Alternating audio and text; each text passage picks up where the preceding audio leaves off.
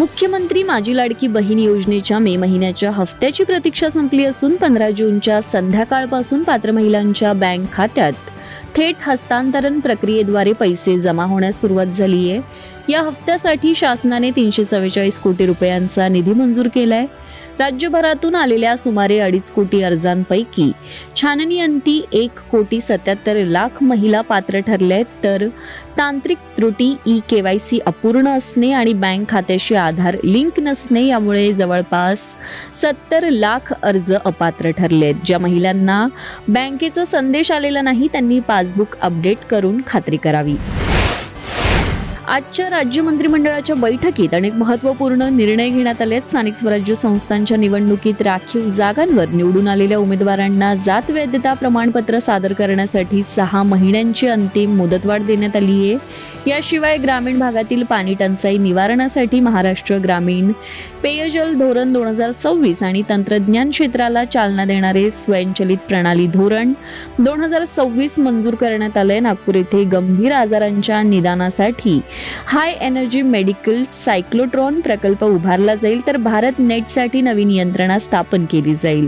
रोजगार हमी अधिनियमातील सुधारणेच्या अध्यादेशालाही मंजुरी देण्यात आली आहे.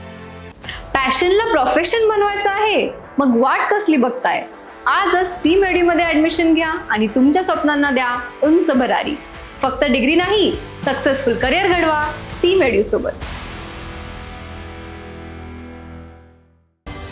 अन्न आणि औषध प्रशासन आयुक्त तुकाराम मुंडे यांनी राज्यभरात भेसळखोर आणि बनावट उत्पादन विक्रेत्यांविरोधात जोरदार मोहीम सुरू केली आहे. मुंबईतील क्रॉफिन मार्केटमध्ये टाकलेल्या धाडीत स्तन आणि नितंबांचा आकार वाढवण्याचा तसेच चरबी कमी करण्याचा फसवा दावा करणारी 1 लाख रुपयांची बेकायदेशीर उत्पादनं जप्त करण्यात आली आहेत. याशिवाय कांदिवलीतून विनापरवाना औषध निर्मिती करणाऱ्या कारखान्यातून सुमारे 4 लाखांचा मुद्देमाल जप्त केलाय. तर साताऱ्यातील कराड येथे लेबल नसलेली 29 लाख रुपयांची सौंदर्य प्रसाधनं जप्त करण्यात आली आहेत. लातूरमध्येही खवा दुकानांची तपासणी करण्यात आली असून मुंडेंच्या या धडक कारवाईमुळे भेसळखोरांचे धाबे दणाणलेत. गुटखा विक्रीवरही जोरदार कारवाई सुरू आहे. चंद्रपूर जिल्ह्यातील जिवती तालुक्यातील घोडणकप्पी या दुर्गम गावात खराब रस्त्यामुळे रुग्णवाहिका वेळेत न पोहोचल्याने प्रसूतीनंतर 25 वर्षीय संगीता गेडाम या महिलेचा मृत्यू झालाय. तेलंगणा सीमेवरील या गावात पक्का रस्ता नसल्याने ही दुर्दैवी घटना घडली. संगीता यांची 8व्या महिन्यात घरीच प्रसूती झाली आणि तीव्र रक्तस्राव सुरू झाला, परंतु रस्त्याअभावी मदत पोहोचू शकली नाही. आरोग्य विभागाने स्पष्ट केलंय की रस्ता नसल्यामुळे महिलेला आधीच प्राथमिक आरोग्य केंद्रात राहण्याचा सल्ला दिला होता, मात्र तिने नकार दिला होता. या घटनेने गावात तीव्र संताप व्यक्त होतोय.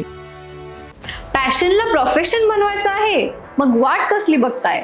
आजच C-MED मध्ये ऍडमिशन घ्या आणि तुमच्या स्वप्नांना द्या उंच भरारी.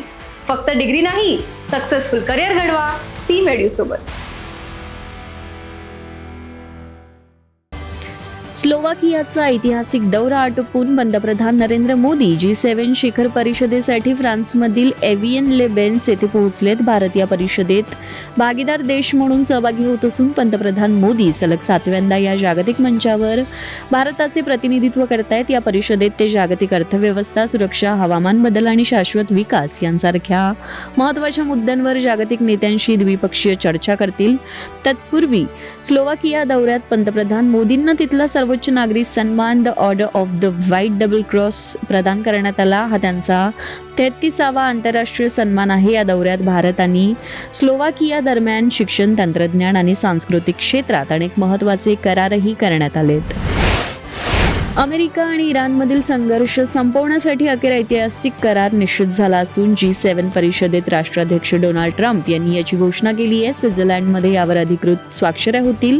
या करारानुसार इराणला अण्वस्त्र निर्मिती आणि हिजबुल्लाह सारख्या संघटनांना पाठिंबा देणं बंद करावं लागेल, तर इराणला निर्बंधांमधून मोठी सूट मिळेल. तसेच होर्मुझची सामुद्रधुनी पुन्हा खुली केली जाईल. मात्र हा केवळ एक प्राथमिक टप्पा असून कायमस्वरूपी युद्धबंदीवर अद्याप शिक्कामोर्तब झालेलं नाहीये. लेबनॉनमधून सैन्य मागे घेण्यास इस्रायलने नकार दिल्यामुळे या कराराच्या प्रत्यक्ष अंमलबजावणीत अनेक अडचणी येण्याची शक्यता वर्तवली जाते.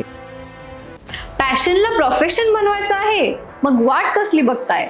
आजच C-MED मध्ये ऍडमिशन घ्या आणि तुमच्या स्वप्नांना द्या उंच भरारी. फक्त डिग्री नाही, सक्सेसफुल करिअर घडवा सी मेड्यू सोबत.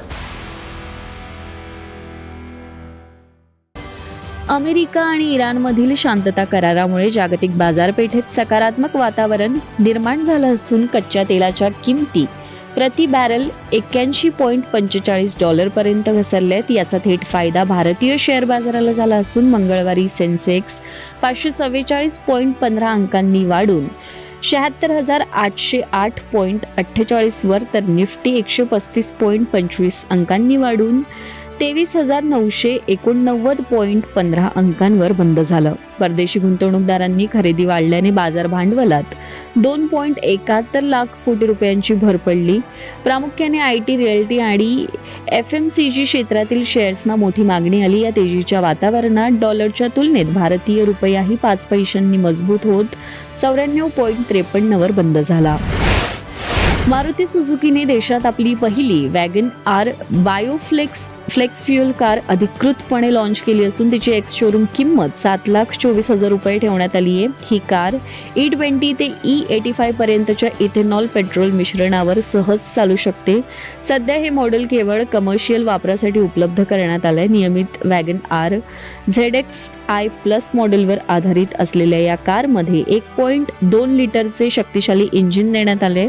सुरक्षेसाठी यात तब्बल 6 एअरबॅग्स, 7 इंचाची टचस्क्रीन आणि वायरलेस कनेक्टिव्हिटी यांसारखे आधुनिक फीचर्स मिळतात. ग्राहकांसाठी ही कार 2 रंगांच्या पर्यायांमध्ये सादर करण्यात आली आहे.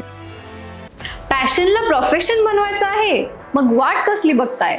आजच सी मेड्यू मध्ये ऍडमिशन घ्या आणि तुमच्या स्वप्नांना द्या उंच भरारी. फक्त डिग्री नाही, सक्सेसफुल करिअर घडवा सी मेड्यू सोबत. भारत आणि श्रीलंका यांच्यातील सुपर ओव्हर सामन्यातील राड्याचं खरं कारण समोर आलंय.